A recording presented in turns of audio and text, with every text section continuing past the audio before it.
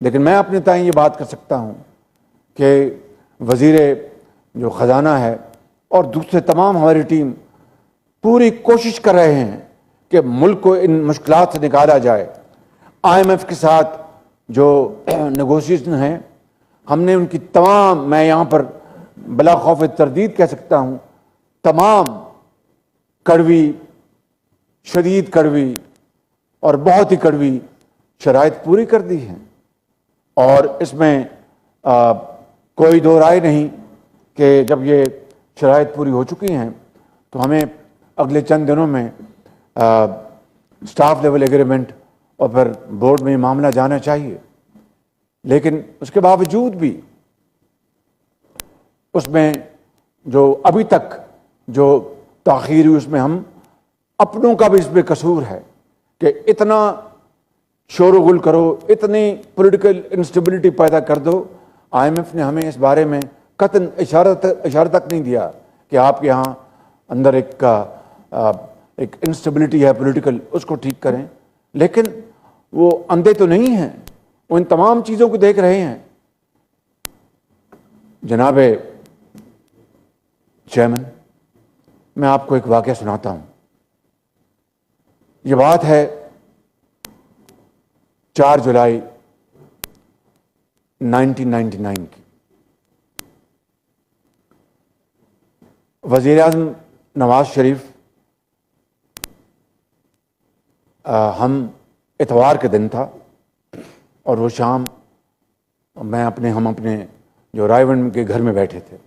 یہ میں بات اس لیے سنا رہا ہوں کہ لیڈر وہ ہوتا ہے، قوم کا جو غم گسار وہ ہوتا ہے جو اپنی ذات کی قربانی دے دے مگر ملک کا جو عزیز تر مفاد ہے اس کو قربان نہ ہونے دے۔ میں بیٹھا تھا تو مجھے وزیر اعظم نے کہا کہ بل کلنٹن نے کہا کہ آپ 4 جولائی کو امریکہ آ جائیں، اور یہ جو کارگل کا جو معاملہ مارکا چل رہا تھا جس نے یقیناً ہمارے کشمیر کوز کو کمزور کیا اور اس کی بے شمار اس کی جہتیں ہیں، میں اس کے اوپر بات نہیں کرنا چاہتا، تو تمہارا کیا خیال ہے؟ میں نے کہا جی اگر انہوں نے بلایا تو آپ ضرور جائیں، مگر جو سپہ سالار ہیں جو آج اس دنیا میں نہیں ہیں، میں نے کہا ان کو ساتھ لے کے جائیں۔ مجھے کہنے لگے کیوں؟ میں نے کہا اس لیے کہ جو بھی فیصلہ وہاں پر ہو تو سیاسی لیڈرشپ اور جو ملٹری لیڈرشپ وہاں پر موجود ہو، تاکہ جب آپ وطن واپس آئیں تو کوئی اختلافی بات نہ ہو۔ میں اس اگست ہال میں جناب چیئرمین اس سے زیادہ بات نہیں کر سکتا کہ بہت سینسٹیو باتیں ہیں۔ مجھے کہنے لگے کہ یہ تمہارا بڑا اچھا خیال ہے، تو ٹھیک ہے بالکل، تو میں ابھی سپہ سالار کو میں ابھی کہتا ہوں۔ پھر اچانک ان کو خیال آیا کہ مجھے کہنے کہ شہباز شریف، میں فلاں جو ہمارے ایک وزیر تھے اور وہ زندہ ہیں، میں ان سے مشورہ نہ کر لوں؟ میں نے کہا آپ کی مرضی ہے، ان سے آپ مشورہ کر لیں۔ انہوں نے مشورہ کیا، تو میں نام نہیں لوں گا وہ کون تھے، انہوں نے کہا کہ نہیں، شہباز شریف کی یہ تجویز درست نہیں ہے، اس لیے کہ اگر سپہ سالار وہاں پر گئے تو وہ امریکی کہیں گے کہ یہ تو پھر نواز شریف ہی is not in control of things, یہ جو ان کو ساتھ لائے ہیں تو ہم ان سے بات کریں۔ قصہ کوتا وزیر اعظم نواز شریف چلے گئے وہاں پہ امریکہ، اور وہاں پر آپ کو جانتے کہ 4 جولائی ان کی نیشنل ہالیڈے ہے۔ بل کلنٹن صاحب نے ان کو ملے اور وہ ایک معاہدہ طے پایا۔ نواز شریف نے پاکستان کو تو بچا لیا، اپنی حکومت کو نہیں بچا سکا۔ یہ قربانی تھی۔ جس طرح میں نے ذوالفقار علی بھٹو صاحب کی بات کی، اس طرح میں یہ مثال اس لیے دے رہا ہوں یہ ثابت کروں کہ لیڈر وہ جو ہوتا ہے کہ وہ عوام کا دکھ اور درد دل میں رکھتا ہو، جو ملک کے وسیع تر مفاد کے لیے، عوامی مفاد کے لیے ہر چیز قربان کر دے۔ آج جناب چیئرمین پوری صورتحال پلٹ دی گئی ہے۔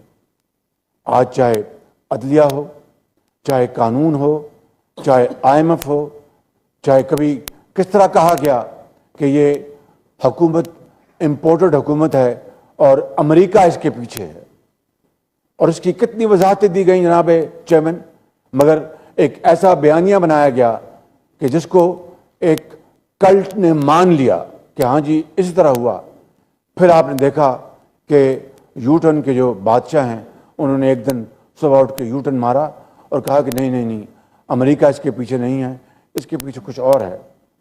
یہ ہے وہ جناب چیئرمین دکھ بھری کہانی، بڑی تکلیف دہ کہانی، جو کہ صرف اور صرف فیکٹس کے اوپر بڑے تکلیف دہ جو واقعات پر مشتمل ہے۔ میں نہیں چاہتا تھا کہ میں آج اس شاندار تقریب میں یہ باتیں کروں، لیکن میں سمجھتا ہوں کہ میری ذمہ داری ہے بطور اس ملک کے وزیر اعظم کے، اور جنہوں نے مجھے اس کے لیے منتخب کیا ہے، کہ میں یہ حقائق کھول کر آپ کے سامنے میں پیش کروں۔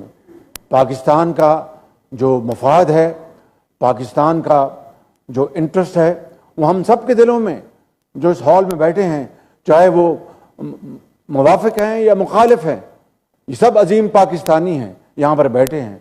کروڑوں پاکستانی جو ہیں وہ پاکستان کے لیے اپنی جانیں قربان کرنے کے لیے تیار ہیں، لیکن اگر ایک لیڈر اس بات پہ تلا ہوا ہے کہ میرے منہ میں خاک کہ میں نے پاکستان کو تباہ کر دینا ہے، تو جناب چیئرمین اس کی اجازت نہیں دی جا سکتی، اس کی اجازت نہیں دی جا سکتی، ہم اس کی اجازت نہیں دیں گے۔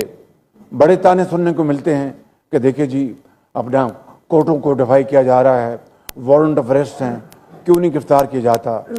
یقیناً ایک مصلحت کے تحت کہ کہیں خدا نہ خواستہ یہاں پر معاملات بگڑ نہ جائیں، تو احتیاط کا پہلو اس کو نہیں چھوڑا جا رہا، لیکن جناب چیئرمین یہ ممکن نہیں کہ اسٹیٹ آف پاکستان کا مفاد داؤ پر لگ جائے، 22 کروڑ عوام کا مفاد داؤ پر لگ جائے اور نیرو بانسری بجاتا رہے۔ یہ ممکن نہیں ہے، ایسا نہیں ہوگا، ہم اس کی اجازت نہیں دیں گے چاہے کچھ ہو جائے۔ میں آپ کو یہ کہنا چاہتا ہوں ایک مرتبہ پھر، آپ کو گواہ بنا کر، اس خدائے برتر کو گواہ بنا کر، اس معزز ایوان کو گواہ بنا کر کہ میں میرے یہ کولیگز، ہم اپنی ساری سیاسی متاع پاکستان کے عظیم مقصد کے لیے اگر قربان کر دیں گے تو یہ کوئی قربانی نہیں۔ اگر پاکستان الحمدللہ اگر بچتا ہے اور آگے جاتا ہے تو ہماری قربانیاں کوئی معنی نہیں رکھتی۔ ہم اس کے لیے ہم وقت تیار ہیں اور اس کے لیے ہم شبانہ روز کوشش کر رہے ہیں اور اس سے ہم انشاءاللہ پیچھے نہیں ہٹیں گے۔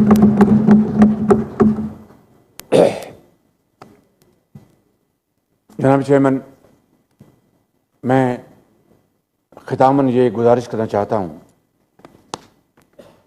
کہ یہ IMF کا پروگرام اللہ تعالیٰ چاہے گا ہو جائے گا، لیکن کب تک؟ آج تک تقریباً 25 IMF پروگرامز پاکستان کی تاریخ میں ہوئے، بہت ادھورے رہے اور کچھ پایہ تکمیل تک پہنچے۔ جی، مثال دینی پڑتی ہے مجبوراً، تکلیف ہوتی ہے کہ ایک ایسا ہمسایہ ملک ہے جس نے شاید سن 88 کے بعد کبھی IMF کا رخ نہیں کیا، اور بے شمار مثالیں ہیں۔ یعنی آج 75 سال بعد جناب چیئرمین ہماری صورتحال یہ ہے کہ اگر قرضے ملیں تو ہم شادیانے بجاتے ہیں، IMF کا پروگرام ہو تو ہم شادیانے بجاتے ہیں۔ اس طرح قومیں نہ بنتی ہیں نہ سر اٹھا کے چلتی ہیں۔ اس کے لیے جناب چیئرمین ہمیں بطور قوم، یہ عظیم لیڈرشپ جو اس ہال میں بیٹھی ہے، ہم سب کو مل کر سر جوڑ کے بیٹھنا ہوگا اور میجر فیصلے کرنے ہوں گے، چاہے وہ آپ کے اکنامک ریفارمز ہیں، چاہے وہ آپ کا اکنامک ایجنڈا ہے، چاہے وہ آپ کی آسٹیرٹی پروگرامز ہیں۔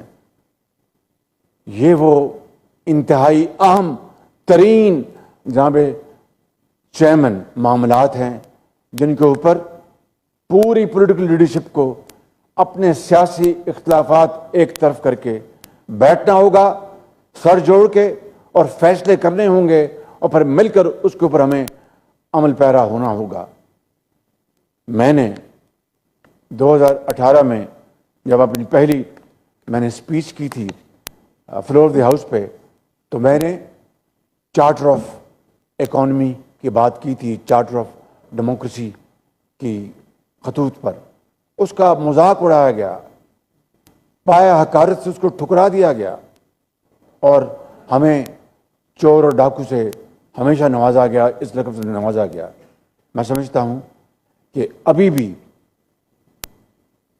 وقت مکمل طور پر ہاتھ سے چلا نہیں گیا، ابھی بھی وقت ہے کہ ہم ہوش کے ناخن لیں، ابھی بھی وقت ہے کہ ہم مل بیٹھ کر اس عظیم پاکستان، چند دن بعد جناب چیئرمین 23 مارچ کی آمد ہے، وہ 1940 کی قرارداد، وہ اقبال پاک لاہور میں، اور اس زمانے میں خال خال کسی کے پاس گاڑی تھی، سب باقی ٹانگوں کے اوپر، سائیکل کے اوپر اور گڈوں کے اوپر لوگ سفر کرتے تھے۔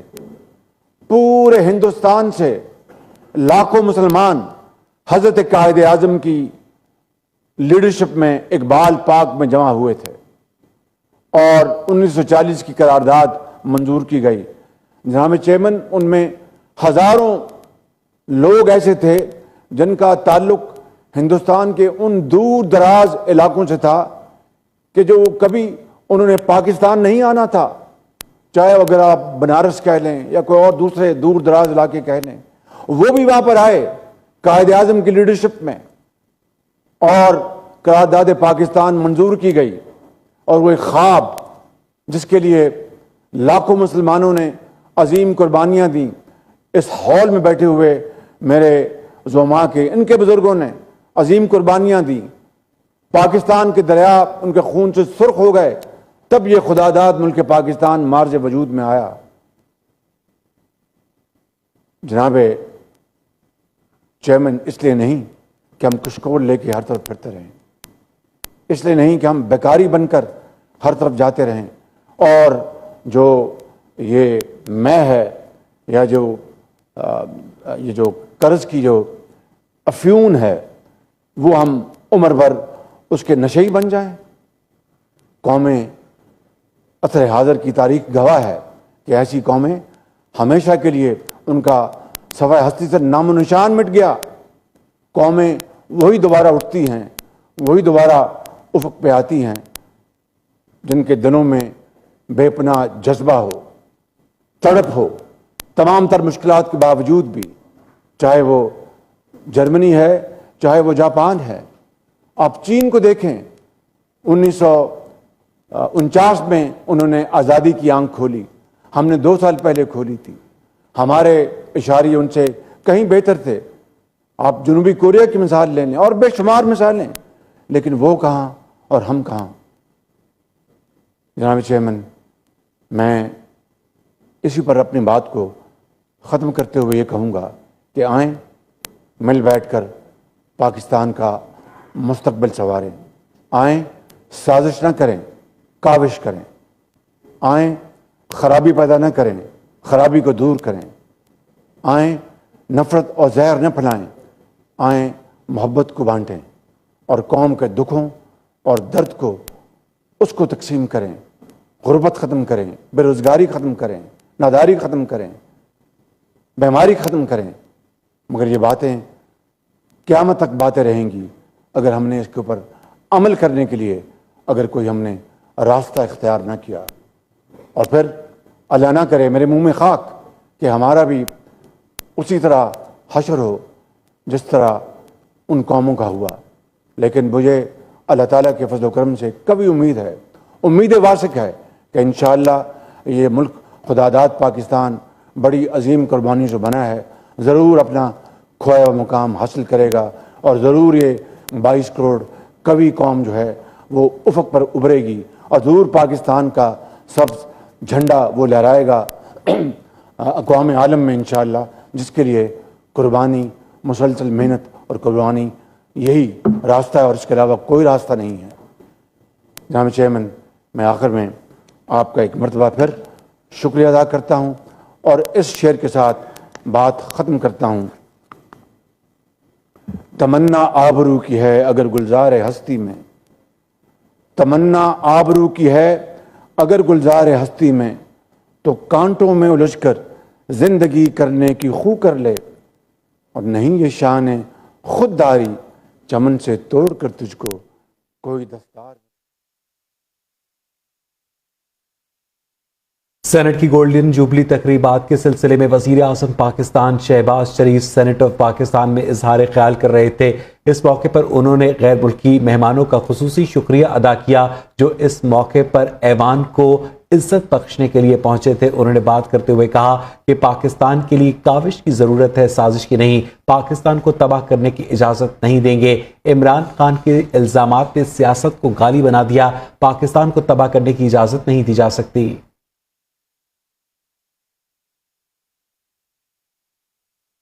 اور یہاں وقت ہوا ایک بریک کا۔